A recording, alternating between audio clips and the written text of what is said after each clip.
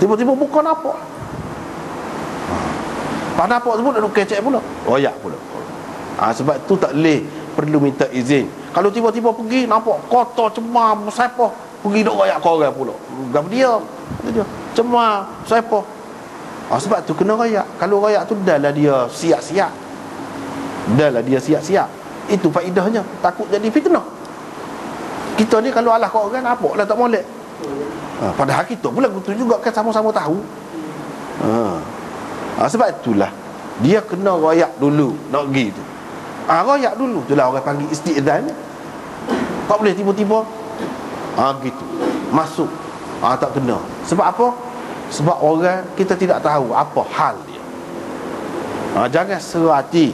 Kalau tiba-tiba kita mari tidak ajak dalam rumah, pergi kecek luar, jangan serati. Kita tidak tahu apa hal dalam rumah dia. Itu termasuk dalam adab. Kecuali kalau sudah bersedia dah. Kalau sudah bersedia dah, kita sapa tu, buka dah pintu. Tak apalah lagu tu. Tapi kalau dalam keadaan tidak bersedia, tak boleh. Dan pergi pula biar jelas, jangan tidak jelas. Inilah hadisnya. Jabir kata pernah dia pergi, aku panggil Nabi SAW pun kata, siapa tu? Saya pun kata, saya. Nabi kata, saya. Siapa? Jadi dalam riwayat ni kita tengok akhir sekali perawi itu kata macam Nabi tidak sukalah lagu tu. Bila dia tidak suka dia tak molek lah. Cara Abu Musa tadi molek. Mula-mula dia kata Assalamualaikum, ini Abdullah bin Qais. Kali yang pertama tak ada jawab. Assalamualaikum, ini Abu Musa. Abu Musa pula dia juga, cuma dia pakai kunyah. Assalamualaikum, ini Al-Ash'ari. Itu baru betul. Jadi cara dia tu betul belakang tu. Hak dia buat tu molek. Halang tu lah nak. Kalau kita ada beberapa nama, ada gelaran, ada apa sebut. Hak tu hak nak. Seperti tadi. Jangan duk main saya. Tak boleh mengelirukan lagu tu.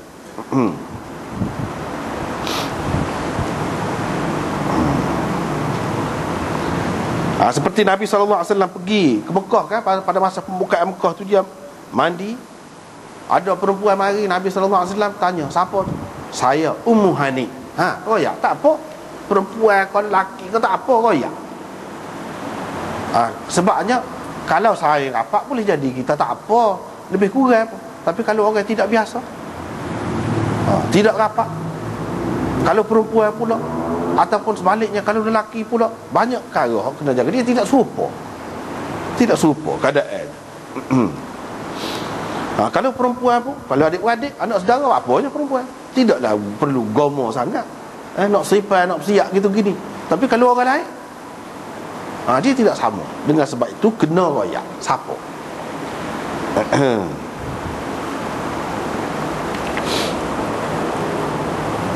Hadis ni waktu je. Lepas tu haram pandang ke dalam rumah orang. Tak boleh. Pandang ke dalam rumah orang tak boleh. Usah kau nak masuk, jak masuk pergi tengok orang duk mandi. Lagilah tak boleh. Tengok dalam rumah.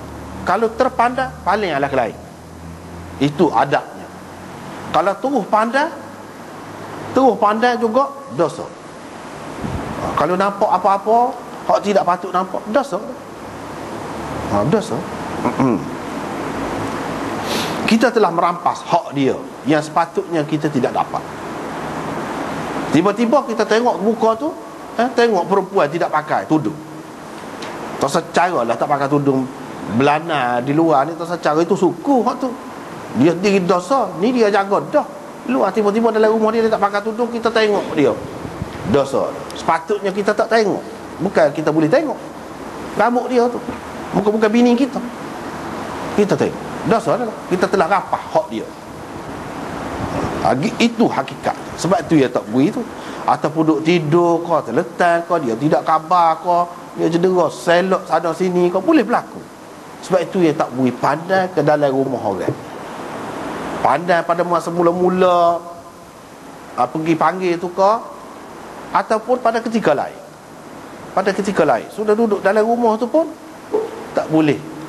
Mudah-mudah bebas, tak boleh. Kena minta izin lagi. Masuk dah dalam rumah, tidur dah dalam rumah, kena minta izin lagi. Sebab ada kalanya jamban ke apa kan, tandas tu dia berkongsi. Dia tidak kata suku. Mana tahu takut kita pergi meruk pula situ. Jadi kena minta izin dulu, tanya dulu ada orang ke, tak ada orang ke. Ya. Kena ada tanda-tanda. Dengan sakut kait wala kau ikutlah apa-apa. Jangan pergi jadi terpandai. Hak tidak patut dipandai. Di sini disebut hadis Nabi SAW, ada orang mengitar. Kalau mengitar pun tak boleh juga. Mengitar. Mengitar ni sama lelaki pun tak boleh. Tidak nanti perempuan, tidak nanti dalam rumah orang. Sama saya pun itar. Dia duduk mandi itar. Dosa tak? Tak boleh. Gurau pun tak boleh. Tarik kait wala misalnya. Jadi siapa nampak kemaluan dia ke, ataupun terpaksa dia tutup tudung lari ke, dosa. Tak boleh. Tak boleh tengok aurat. Ni sabit dengan aurat. Benda yang sepatutnya ditutup, tiba-tiba kita buka. Kesalahan tu boleh membuatkan seseorang itu, kalau dicederakan dia pun tak ada salah tuan rumah. Dan Nabi sendiri nak melakukan begitu. Cuba tengok. Besarnya. Artinya tak boleh lah nak intai-intai orang, nak siasat orang tak tentu kalu. Kecuali kalau dia tu memang tugas dia gitu, lain cerita lah. Kalau tidak, tak boleh. Orang biasa umumnya tak boleh. Kira kaedah umum. Kalau nak menyiasat tu banyak cerita lain lah.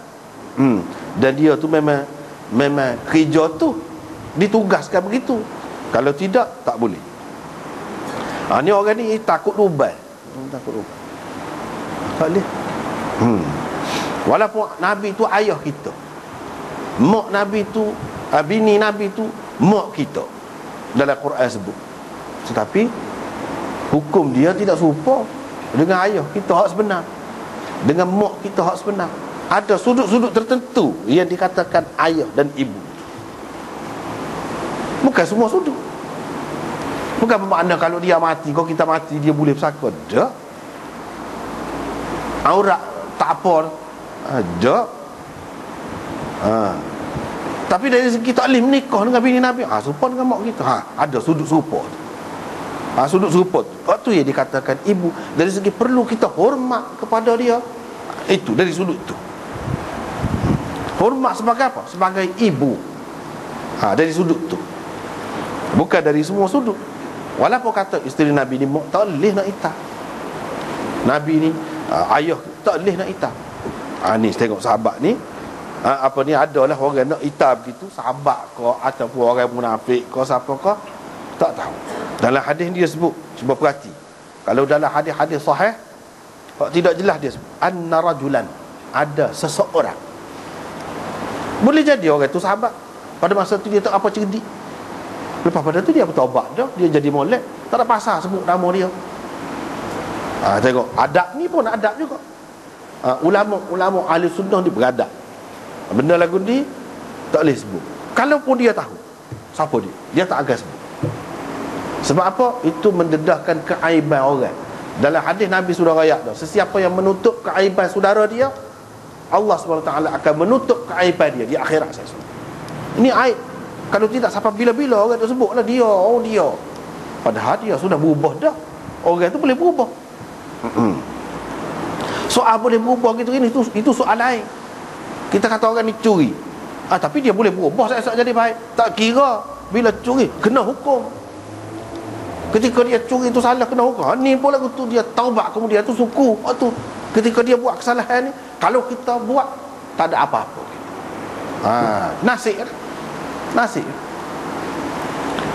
tak kena. Kalau kena saja, tidak salah dah. Soal dia bertaubat kemudian itu soal lain. Kalau lagu tu tak boleh ada hukum lah. Semua tak ada hukum dalam dunia ni. Sebab apa? Sebab boleh jadi dia tu baik saya rasa. Itulah dia baik tu setelah 20 tahun duduk dalam jail baru serik. Kalau tidak tak tahu lagi kalau duduk luar.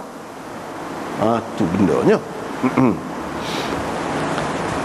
Ini menunjukkan Nabi SAW ada guna hak lagu ni. Dan sisih hak panjang ni bukan untuk orang lelaki, untuk orang perempuan. Dia nak kacik rambut dia.